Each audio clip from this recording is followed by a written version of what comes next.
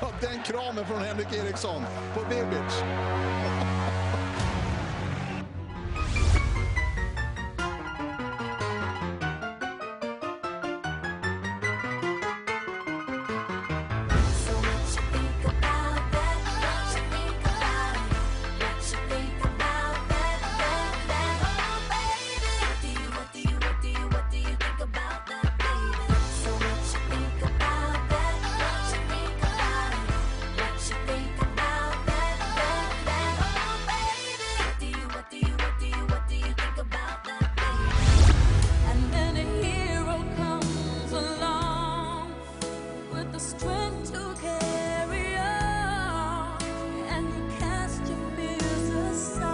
Bare på svensk. Jeg gør det langsomt. Altså.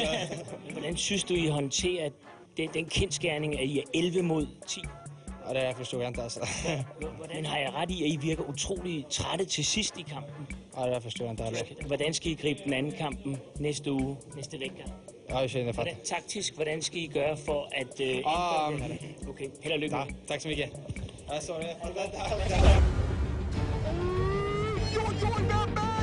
Webber rätt in i baken och det där är en exakt likadan smäll som Josef Kral gjorde tidigare.